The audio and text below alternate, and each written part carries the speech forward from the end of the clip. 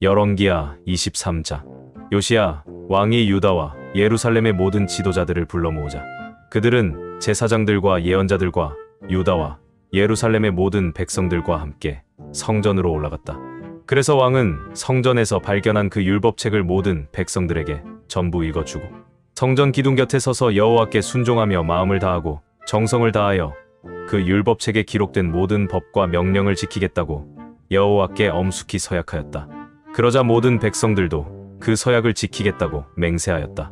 그런 다음 왕은 대제사장 hil기야와 그 밑에 있는 다른 제사장들과 성전 문지기들에게 바알과 아세라 여신과 해와 달과 별들을 숭배하는데 사용된 모든 기구를 성전에서 끄집어내라고 명령하였다. 그리고 왕은 그 모든 것을 예루살렘 성 밖에 있는 기드론 골짜기에서 불태우고 그 재를 베델로 가져가게 하였다. 그는 또 유다 왕들이 유다 전역과 예루살렘 일대에 지어놓은 산당에서 분향하도록 세운 제사장들을 제거하고 또 바알과 해와 달과 별들에게 분향하는 사람들을 모조리 죽였다. 그리고 그는 아세라 여신상을 끌어내어 기드론 골짜기로 가지고 거기서 불태우고 그것을 빻아서 가루로 만들어 그 재를 공동 묘지에 뿌렸다. 그는 또 성전 안에 있는 남창들의 숙소를 헐어버렸는데 이곳은 여자들이 아세라 여신을 위해 휘장을 짜는 곳이기도 하였다.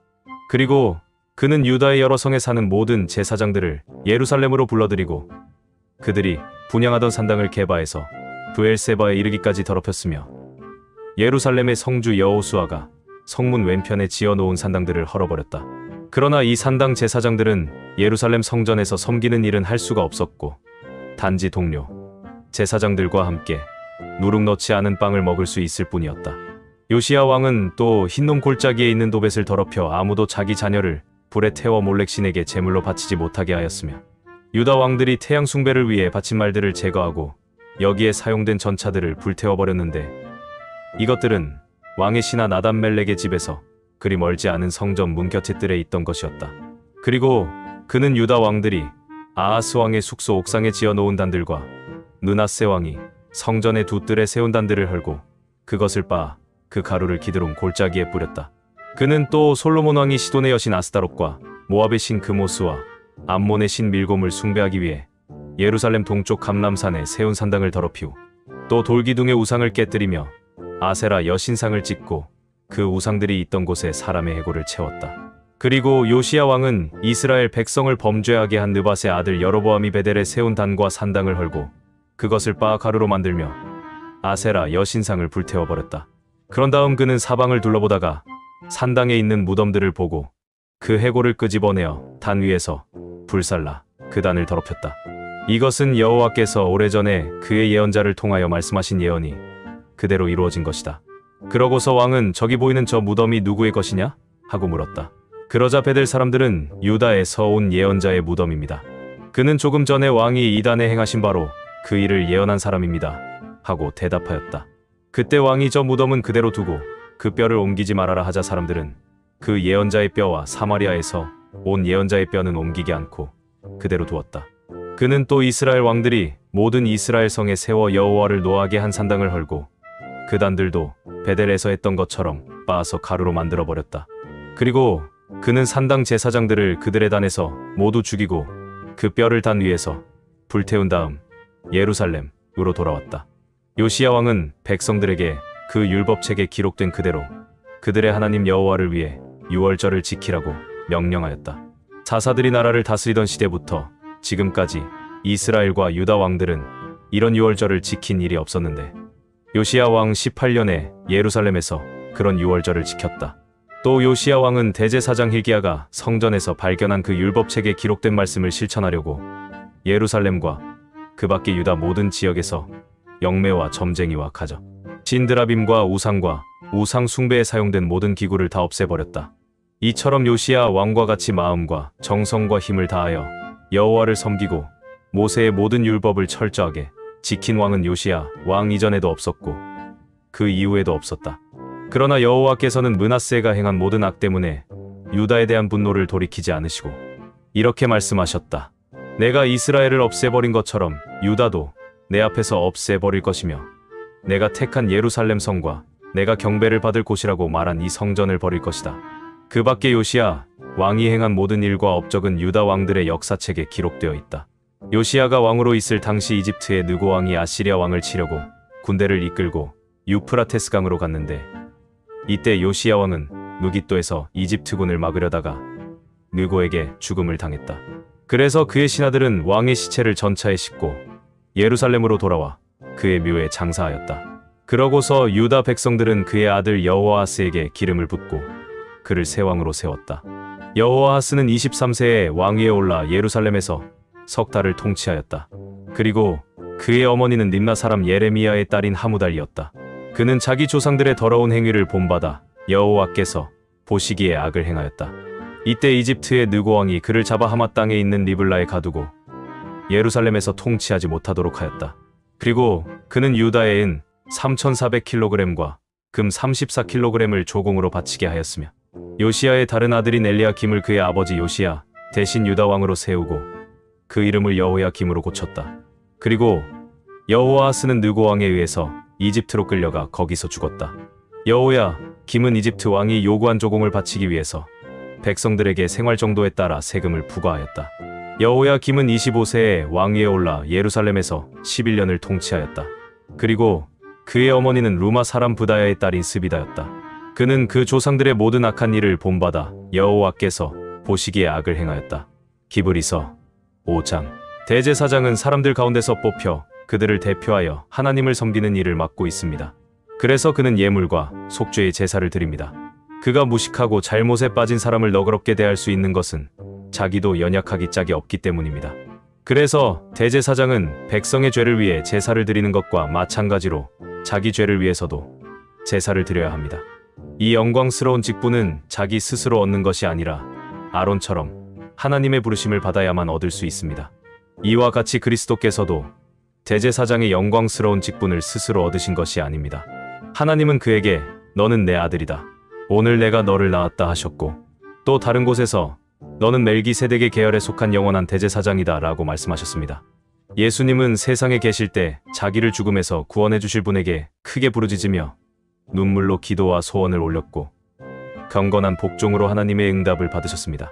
예수님은 하나님의 아들이셨으나 몸소 여러 가지 고난을 통해 순종을 배워서 완전하게 되셨고, 자기에게 순종하는 모든 사람들에게 영원한 구원의 근원이 되셨으며, 하나님에게서 멜기세덱의 계열에 속한 대제사장이란 말을 들었습니다. 멜기세덱에 대해서는 할 말이 많으나 여러분이 깨닫는 것이 둔하기 때문에 설명하기 어렵습니다. 사실 여러분은 지금쯤 선생이 되었어야 할 터인데도 오히려 하나님의 말씀에 대한 기초적인 원리를 다시 배워야 할 형편에 있습니다. 그래서 여러분은 단단한 음식을 먹지 못하고 젖을 먹어야 할 사람이 되었습니다. 젖을 먹는 사람은 아직도 어린아이라서 의의 말씀에 익숙지 못합니다. 그러나 어른이 되면 단단한 음식도 먹게 됩니다.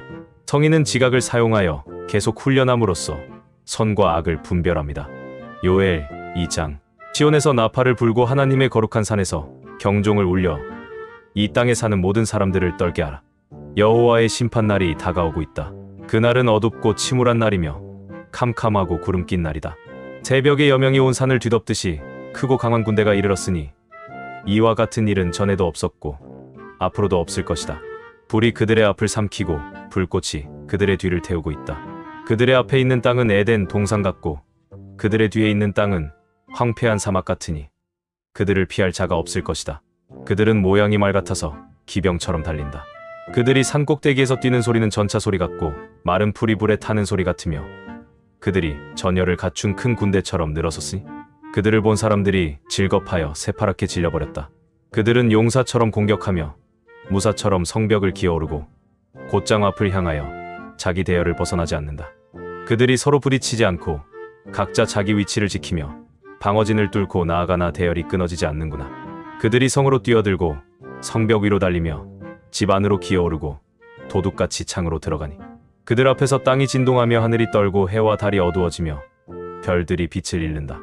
여호와께서 그 군대에게 명령을 내리시고 그의 명령을 수행하는 군대는 그 수가 엄청나고 막강하다. 여호와의 날이 무섭고 두려우니 누가 살아남을 수 있겠는가? 여호와께서 너희는 지금이라도 금식하고 울고 애통하며 진심으로 뉘우치고 나에게 돌아오라고 말씀하신다. 그러므로 너희는 옷을 찢을 것이 아니라 너희 마음을 찢고 너희 하나님 여호와에게 돌아오라. 그는 은혜롭고 자비로우시며 좀처럼 화를 내지 않으시고 사랑이 많으셔서 벌하는 것을 마음 아프게 여기는 분이시다. 혹시 너희 하나님 여호와께서 뜻을 돌이키시고 너희를 축복하셔서 너희 하나님께 소제를 드릴 곡식과 전제를 드릴 포도주를 주실는지 누가 알겠는가? 너희는 시온에서 나팔을 불어 특별히 금식일을 정하고 거룩한 모임을 선포하여 백성을 모으고 그 모임을 거룩하게 하라. 장로들을 데려오고 아이들과 젖먹이들을 모으며 신혼부부도 그들의 방에서 나오게 하라. 여호와를 섬기는 제사장들은 성전 현관과 제단 사이에서 울며 이렇게 기도하라. 여호와여, 우리를 불쌍히 여기셔서 주의 백성인 우리가 이방 나라의 멸시와 조롱거리가 되지 않게 하소서. 어째서 이방 나라들에게 너희 하나님이 어디 있느냐? 하고 말하게 하십니까? 그때 여호와께서 자기 땅에 대하여 관심을 보이시고 자기 백성을 불쌍히 여기시며 그들에게 이렇게 대답하실 것이다. 내가 너희에게 곡식과 새 포도주와 기름을 주어 너희를 흡족하게 하고 다시는 너희가 이방 나라의 멸시를 당하지 않게 하겠다. 내가 북쪽 군대를 너희에게서 멀리 추방하여 메마르고 황폐한 땅으로 몰아내겠다. 그 전군은 사해로 들어가고 그 후군은 지중해로 들어갈 것이다. 그래서 악취가 나고 상한 냄새가 올라올 것이다. 이것은 내가 너희를 위해 큰 기적을 행하였기 때문이다. 땅이여, 두려워하지 말고 기뻐하며 즐거워하라. 여호와께서 큰 일을 행하셨다. 들짐승들아, 두려워하지 말아라. 메마른 들판이 다시 푸르게 되고 나무가 열매를 맺으며 무화과나무와 포도나무가 다시 무성해질 것이다. 시온의 백성들아, 너희는 너희 하나님 여호와께서 너희를 위해 행하신 일을 보고 기뻐하며 즐거워하라. 그가 너희를 용서한 표로 비를 주실 것이니 이전처럼 봄비와 가을비를 너희에게 내려주실 것이다. 그래서 타작마당에는 곡식이 가득하고 독에는 새 포도주와 기름이 넘칠 것이다. 여호와께서 말씀하신다. 내가 전에 너희에게 보낸 큰 군대 곧 메뚜기와 느치와 황충과 팥중이가 먹은 것만큼 너희에게 갚아주겠다. 너희는 배부를 때까지 실컷 먹고 너희를 위해 놀라운 일을 행한 너희 하나님 나 여호와의 이름을 찬양할 것이며 다시는 수치를 당하지 않을 것이다. 그때 너희는 내가 이스라엘 백성 가운데 있으며 나만이 너희 하나님 여호와임을 알게 될 것이다. 그리고 너희가 다시는 수치를 당하지 않을 것이다. 그 후에 내가 성령을 모든 사람에게 부어주겠다. 너희 자녀들은 예언할 것이며 너희 노인들은 꿈을 꾸고 너희 청년들은 환상을 볼 것이다. 그때에 내가 또 나의 남녀종들에게 성령을 부어줄 것이며 내가 하늘과 땅에 이상한 징조를 보여줄 것이니 곧 피와 불과 연기 기둥이다. 나 여호와의 크고 두려운 날이 오기 전에 해가 어두워지고 달이 핏빛으로 변할 것이다. 누구든지 나 여호와의 이름을 부르는 사람은 구원을 받을 것이다.